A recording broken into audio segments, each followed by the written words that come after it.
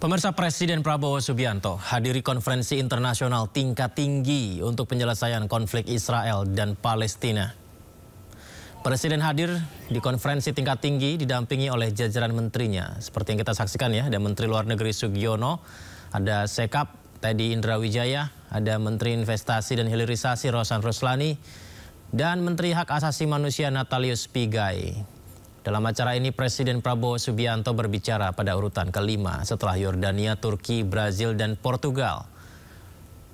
Kita lihat ada Presiden Emmanuel Macron ya yang menyampaikan pidatonya dan Presiden Prabowo mendengarkan sambil bertepuk tangan.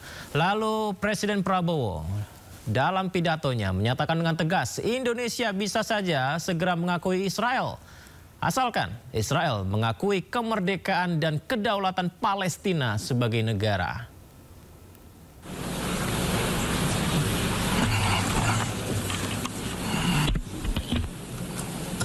His Excellency President Emmanuel Macron, President of the French Republic, His Highness Prince Faisal bin Farhan Al Saud, Foreign Minister of the Kingdom of Saudi Arabia, as the co-chairs of this distinguished meeting. Co-chairs, Excellencies, distinguished representatives of the United Nations, I wish to extend our deepest appreciation and highest regards to the governments of France and the Kingdom of Saudi Arabia for their leadership in convening this important deliberation. It is with a heavy heart that we recall the ongoing unbearable tragedy in Gaza. Thousands of innocent lives, many of them women and children, have been killed.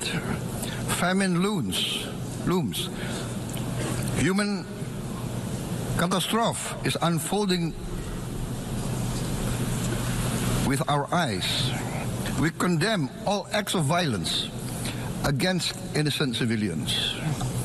Therefore, it is today with dignity that we gather to take our historical responsibility.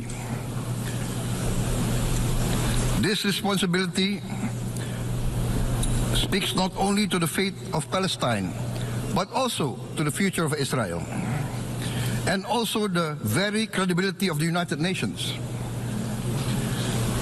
We condemn all violence against innocent civilians. Therefore, Indonesia once again reiterates its commitment to the two-state solution in the Palestine problem. Only this two-state solution will lead to peace. We must guarantee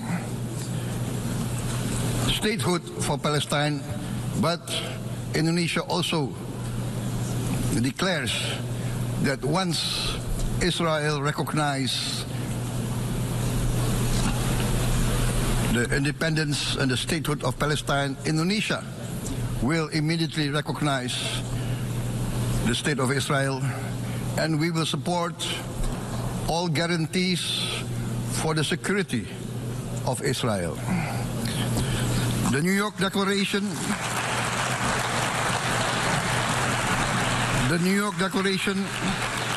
has provided a peaceful and just pathway towards peace.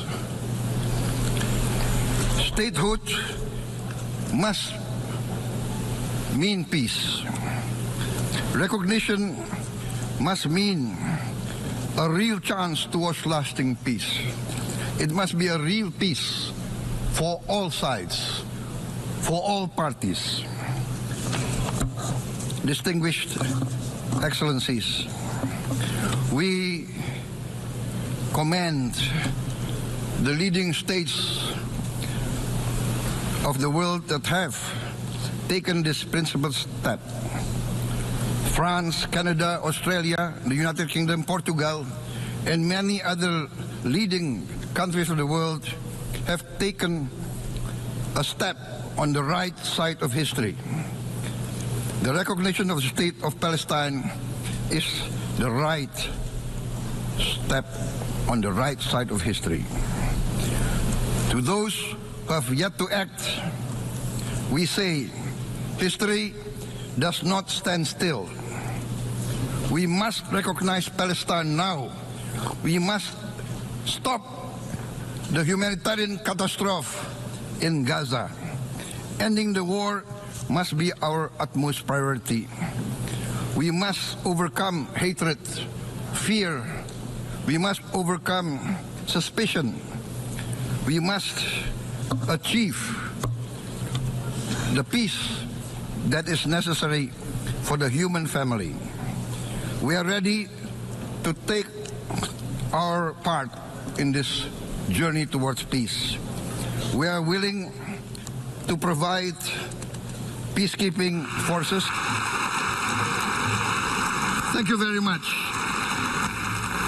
Peace. Peace now.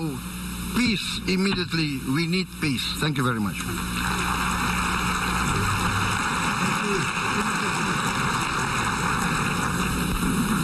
Je remercie le président de l'Indonésie. I thank the President of Indonesia.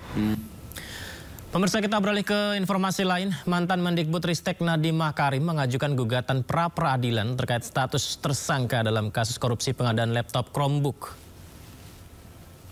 Hari ini kuasa hukum Nadiem mendaftarkan permohonan pra-peradilan ke Pengadilan Negeri Jakarta. Objek gugatan pra-peradilan yang disampaikan yakni terkait penetapan tersangka dan penahanan Nadiem yang dinilai tidak memenuhi dua alat bukti yang sah.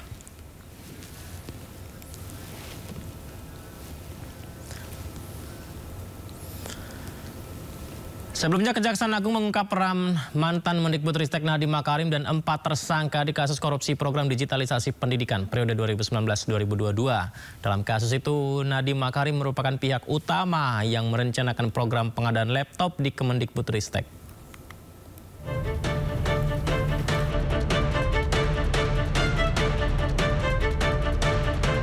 Nama Nadiem Makarim terseret dalam dugaan korupsi pengadaan laptop di Kemendikbudristek saat ia menjabat sebagai menteri. Tak tanggung-tanggung kerugian negara akibat praktik haram tersebut senilai 9,9 triliun rupiah.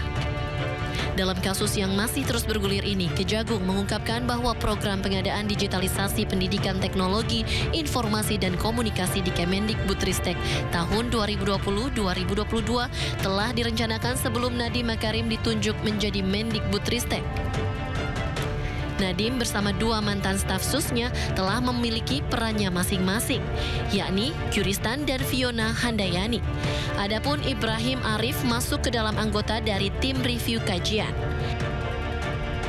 Hal itu dibicarakan dalam sebuah grup WhatsApp bernama Mas Menteri Kortim yang beranggotakan Kyuristan dan Fiona Handayani bersama Nadiem Makarim.